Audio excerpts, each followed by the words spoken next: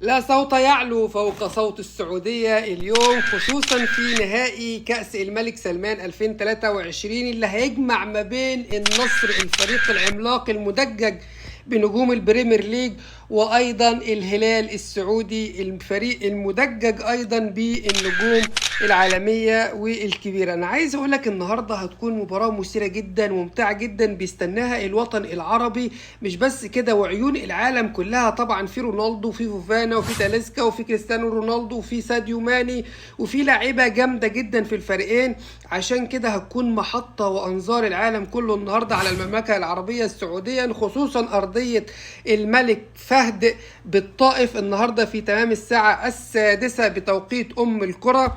ان شاء الله النهائي اللي هيجمع ما بين النصر السعودي وبين الهلال السعودي، الفريقين اللي قدروا يصعدوا للنهائي في البطولة العربية أو كأس الملك سلمان 2023. هتكون مباراة مثيرة جدا وممتعة جدا.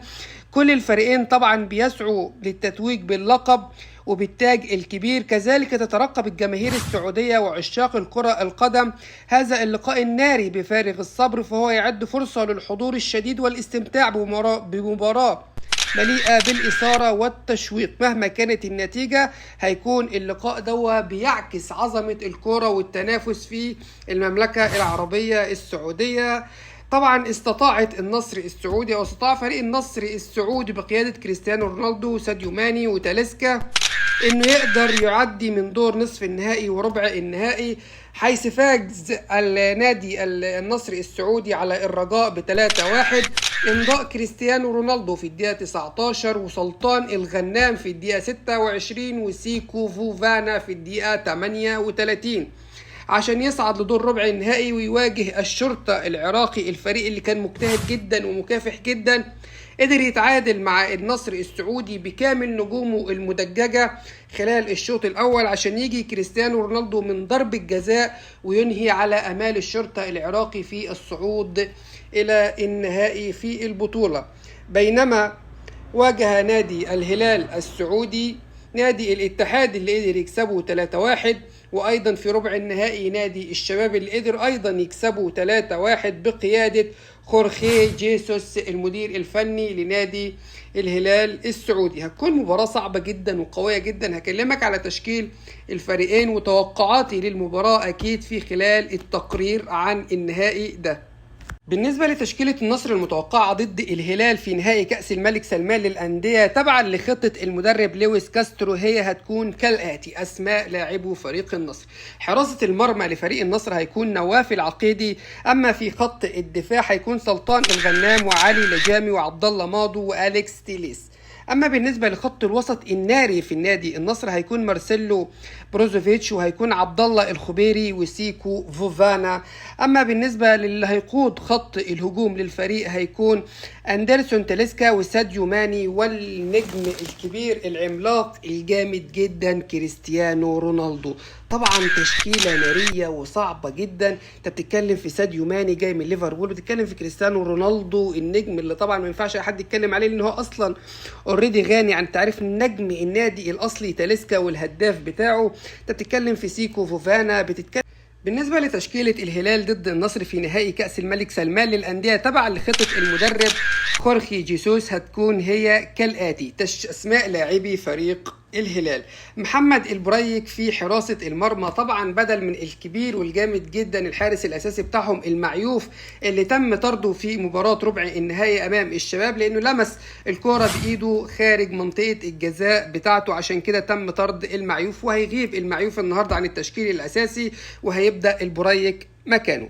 بالنسبة لخط الدفاع اللي هو يعني عايز أقول لك خط دفاع الله يكون في عون كريستيانو رونالدو وساديو ماني وتاليسكا انه يقدر يخترق الممرات دي. بتتكلم في سعود عبد الحميد، بتتكلم في خليدو كولوبالي، بتتكلم في البليهي، بتتكلم في ياسر الشهراني، لاعيبه دوليه وجامده جدا. خط دفاع قوي جدا. طبعا خط الوسط عندك كانو وروبن نيفيز النجم الكبير. بالنسبه لخط الهجوم هيكون طبعا سالم الدوسري وهيكون في سافيتش وهيكون في ميشيل ديلجادو، وهيكون في خط الهجوم هيقوده طبعا مالكوم النجم المتألق مع الفريق الفترة الأخيرة. مباراة هتكون نارية جدا، مباراة هتكون صعبة على كلا الفريقين. مباراة هتكون ممتعة بالنسبة للجماهير، لكن في أرضية الملعب هتكون أشد أعصاب، وهتكون مباراة كبيرة. بتتكلم في فرق مدججة باللعيبة وبالنجوم العالمية من البريمير ليج ومن لاتسيو، من أماكن كبيرة جدا، ومن صربيا. لعيبة تقيلة جدا جدا جدا.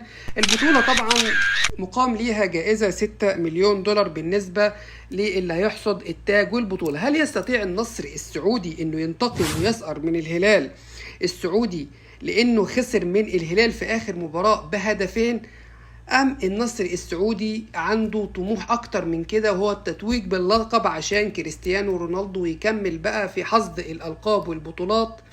هل الهلال هيكون له رأي تاني بقيادة عنده خط وسط ناري، خط وسط من أقوى خطوط الوسط اللي ممكن يقابلها أي فريق، وطبعا دفاع عنده دفاع قوي جدا جدا جدا. تتكلم في سعود عبد الحميد وكولوبالي والبليهي وياسر الشهراني، لعيبه جامده جدا جدا، وكانوا روبن نيفيز.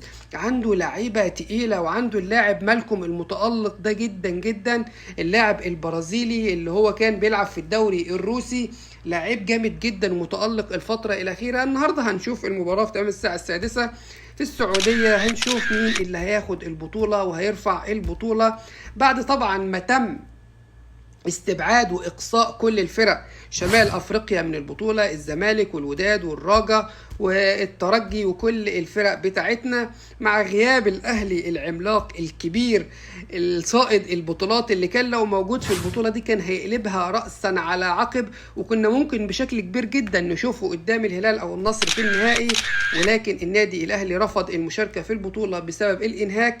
انتهى التقرير بتاعنا عن المباراة. توقعاتي للمباراة: فوز النصر السعودي 2-1، وهيجيب الأهداف كريستيانو رونالدو وتاليسكا. بالنسبة للهدف اللي هيجيبه الهلال فهيكون من إمضاء النجم بتاعهم طبعا سافيتش، نجم خط الوسط. نتمنى ان احنا نشوف مباراة قوية وجامدة جدا وممتعة.